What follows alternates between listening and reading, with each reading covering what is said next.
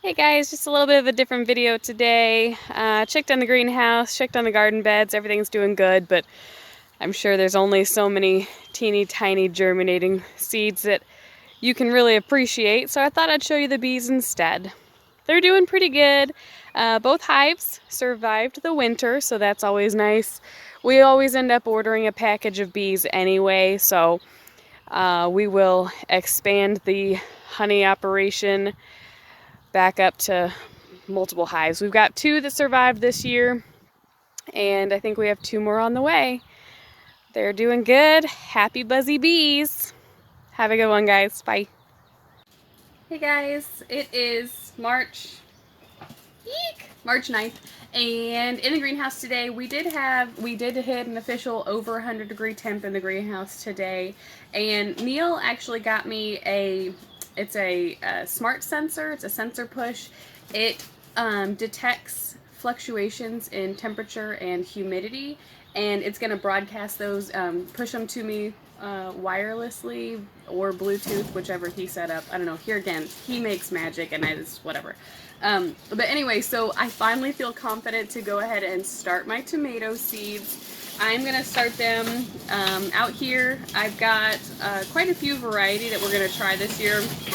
Some of them are, ooh, it's getting windy. Some of them are saved seeds from last year, and they're from hybrids, so we'll see how those do. I can talk more about how hybrid seeds work or whatever, but my goal today really is to kind of tell you what tomato seeds we're planting, and then kind of get them going, and we'll monitor temperatures and all that wirelessly. So some of the ones that I collected and saved seeds from last year, I've got some Lemon Boy seeds. They're a really big yellow tomato. They were really sweet. We liked them, but they weren't sweet enough to, or they weren't acidic enough rather to preserve, so we just had to eat those fresh. I've also got some yellow pear tomatoes that we're gonna start, and then I bought several packets from M.I. Gardener. These are all heirloom seeds. We're gonna do Aunt Ruby's green German tomato. We did some other Germans last year, and they were really, really yummy. Some early treat, just some regular old tomato seeds. Lots of cherry tomatoes. I'm probably going to start at least a dozen cherry tomato plants. We'll do Wisconsin 55. These are another M.I. Gardener. These are really good for the Midwest. They're a little more hardy than some other varieties are. F1 hybrid here again. These were Bonnie plants. They were the patio tomato. They're a determinate variety, so they grow in a bush formation. And the tomatoes themselves are like I don't know if you ever see like Campari tomatoes at the grocery store, but they're like maybe a 2-ounce perfect like 2-bite tomato. Oh, so good. We're also doing some Brandywine pink. These are a beefsteak size, you know, the really, really big ones, perfect for like a BLT. And then some federale tomatoes. These are going to be really good for preserving. The beefsteak and the federales, they are going to be really good for sauces and things like that. So I'm going to go ahead and get these started, and hopefully everything will go fine. We won't have any kind of late season dips in the weather, and we shouldn't have any issues. And if we do, I'll just bring in the seedlings back into the house. Okay, cool, buddy. I'll just bring the seedlings back into the house for a night or two. But as you do start your warm season crops, it's really important that you keep an eye on the frosting temperatures and make sure everything's either really covered or that you bring it back inside, because at least in our area, my zip code right now in Chatham, we have a last frost date of like April 17th. So there is still a potential that we could get low dips. And you don't want to have to do some revenge planting kind of late in the season just because you were so aggressive early in the season and planted all of your seeds. Alright, so these are what I'm doing today, and then I got a question about, well, a little birdie told me that I got a question about herbs and starting herbs from seeds. So I will probably talk over the next couple days about rosemary, basil, a couple of different varieties of mint, just some things that you would normally grow for an herb garden. All right, have a good one, guys. Bye.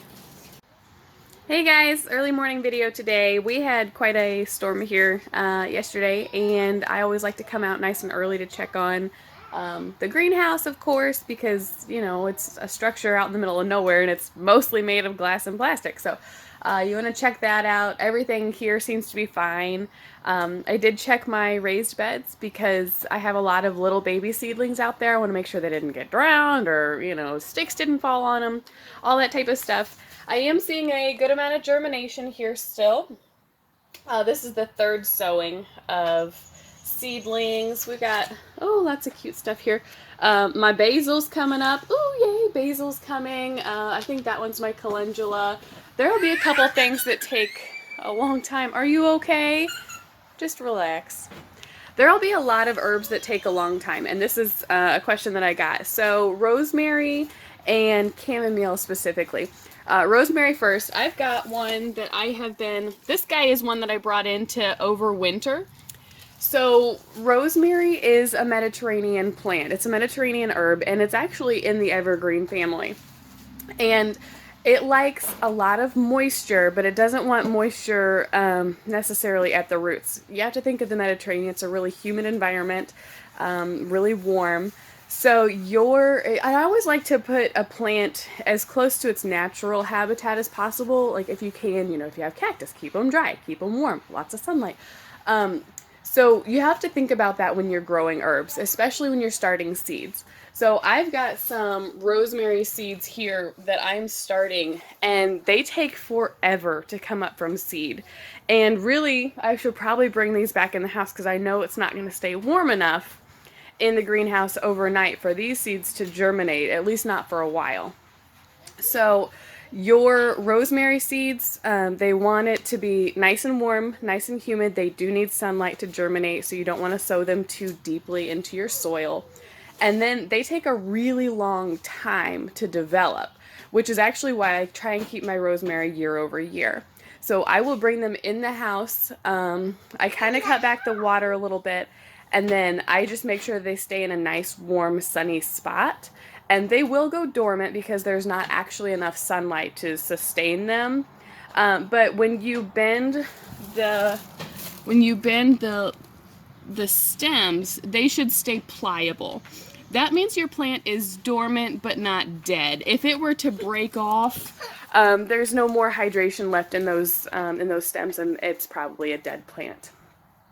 So that's one way to kind of keep your rosemary year over year. I also do have a basil here that I kept over winter. Now, basil is easy to come up from seed. You can see here I got probably like, I don't know, maybe 15 basil starts that are already germinating. But basil is one that I want to try and collect my own seeds from because we do plant a lot of it. So I'm actually going to put, now that this plant is flowering and it's budding, I'm going to put this plant out today right in front of the beehive, because the bees will see that and they'll see the moisture in the pot and they're just going to go crazy over it. And I have to have that pollination to get the seeds, and this basil will not get pollinated if it stays in the greenhouse.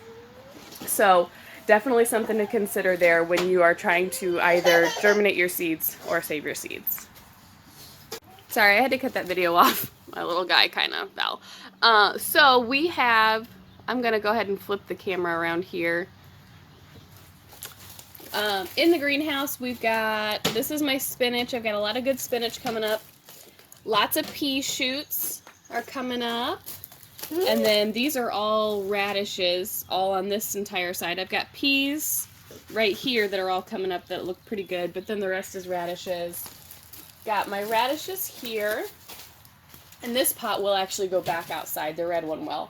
And then, of course, my lettuces and kales. I think you guys have seen those. So the one thing you have to be really concerned about in a greenhouse, and I think I've mentioned this already, is the amount of temperature fluctuation. So we are getting probably, in the last 2 days, probably 40-degree temperature swings, as high as almost 100 or right at 100. And then back down to exactly air temperature about midnight. And I'll actually screenshot that. That way you can see it, because we have that we have the push notifications going on the temperature swings. It is just really important to know that whenever you've got some early spring crops, because when you have cold crops that get too hot too quick, they'll just go straight to seed. And my ideal is to manage the temperature in the greenhouse so that they don't do that. And one strategy in keeping your greenhouse cooler during the day, you can see we've got the shade cloth on top. That is a 40% barrier for sunlight, which is going to keep the greenhouse cooler throughout the day. It doesn't add any insulation at night or anything like that. It's just aimed to keep it cooler throughout the day. And we leave that on. We left it on all winter because we were knew we needed it first thing in the spring. So the other thing, of course, the air vents and opening the door first thing in the morning keeps it a little bit cooler, but we're still seeing huge temperature swings. So, oh, broccolis are looking good. Broccolis are looking good. Brussels sprouts, they took a beating. You know, they were kind of tall, but they took a beating. Everything else looks pretty good. So, not too bad for weathering our first storm. Mommy, Hey guys. I am in the chicken yard today, just scattering some fresh hay. I thought maybe you'd get a kick out of watching the birds. They really enjoy their fresh hay. So I've got a couple questions, some private messages, and I don't know, comments too, about what is a seed swap, what should I, what do I bring?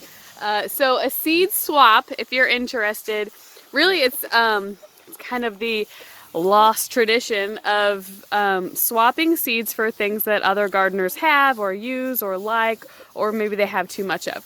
So when you buy a seed packet, you might buy it with the intention of like starting maybe 3 or 4 plants, and the packet comes with like 50 seeds, and nobody really needs that many seeds unless you're crazy and you start 75 tomatoes like I do, and that's okay. But so it's a good way to get rid of some of your excess seeds, whether you buy them or save them year over year.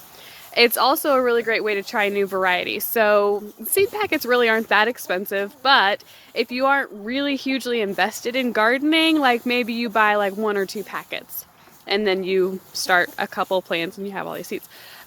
It can be an economical way to try a variety of plants. So if you want to try a couple different kinds of tomatoes, but you don't want to spend, $20 on a couple different variety of tomatoes, you go to a seed swap and you pick up a couple different seeds of a couple different varieties of tomatoes. So what should you bring to a seed swap? Well, ideally you would bring some kind of seeds, any kind of seeds, because you want something to trade, right? And then bring like a notebook. That way you can write down the kinds of seeds that you have, or the kind of seeds that you get rather, and maybe what that gardener recommends as far as when to plant, where to plant, any tips like that. And then you can bring some plastic baggies. I have plastic baggies for seed saving, and you can just, throw a couple in there. If you do need to go out and like buy a couple packages of seeds, that's totally fine. Buy maybe interesting varieties that you would actually want to plant. That's kind of the point of it. And I think maybe that's one of the most interesting parts of gardening for people that enjoy it, is sometimes you get seeds just so you can grow something and see how it goes. Like for example, I just placed like another seed order. Let's not talk about that, but I just placed another seed order, and one of the things that I got was sea glass corn, and I bought it on impulse because the corn was so beautiful. I just want to plant it and grow it and like see what happens. And like that's kind of the cool part about going to a seed swap, is you can grab a couple seeds and just plant it and see what happens. If you're interested, or if you have more questions, totally fine. Just message me. I'm happy to help you with that. And here, look at the birds again. So if you want to come to swap some seeds, very cool. Asher's harassing my birds. If you want to come and see the bees or see the chickens or just get out of your house, that's totally fine too. We will be in the greenhouse. It'll be an outside thing, so you don't really have to worry about the you know, being trapped in stagnant air during a pandemic thing. Bring your mask if you want to, but we will be outside. All right, guys, message me if you have any questions. I gotta go save this rooster. See y'all later. Bye. Hey guys, just a quick update on what we did today. It is March 12th. It's a Saturday, so we had a good long day to work actually. Yesterday I was able to till the in-ground garden that we plan on planting this year. And today, hi Aiden, today we put some straw down over it. That way we could do some, you know, some weed management. And then we also put a plastic sheeting over the top of it, as you can see. So the theory behind the plastic sheeting is that it will greenhouse the soil right there, and it's going to make the soil nice and warm, get it ready for our in-ground planting, which we still won't do until, you know, probably mid-May when the last frost has passed. They always say, like, Mother's Day, you shouldn't plant anything out before Mother's Day, just because there's always that chance that it could get a little cold snap. The other thing with the tarp is that the theory here, again, going back to every day, every year is an experiment. There is really no hard and fast rules in gardening, but the theory is that anything that does germinate underneath that tarp is going to be overwhelmed by the heat. So it will die. So if you have any weeds that were in the soil before you tilled it, they will still germinate because there is light, but but they will they'll be, you know, overcome with the heat. We'll see how that goes. I'll keep you updated. The other thing we did do with that is I poked holes in the tarp. It's like just little teeny tiny needle holes. Actually, I've still got the needle here on my shirt. It's a sewing needle because, you know, quilters. But I poked holes in it, that way it could put the moisture into the soil and not have all of that moisture run off. Also planted out our onion sets today. I did another round of carrots, and I'll be starting to do more with the in-ground beds now that they are completed for the year. I'll just take you over there real quick. It's still pretty messy, but, you know, get it cleaned up. So these in-ground beds were already there, and then we added these couple, did a hugelkultur style bed again, where we put the base layer of the wood and then the soil, compost, wood chips. You know, we kind of lasagna layered that and then topped it off with wood chips to keep it nice and moist until we're ready to plant these beds. Now I'm hoping that most of the rain that's in the coming forecast is going to go ahead and charge the moisture content in the beds. I will take soil readings though and moisture readings on them once the week or so of weather has passed. All right, seed swap tomorrow. Maybe I'll update you on some of the goodies that I get. And otherwise, we'll talk to you next time. Have a good one. Bye.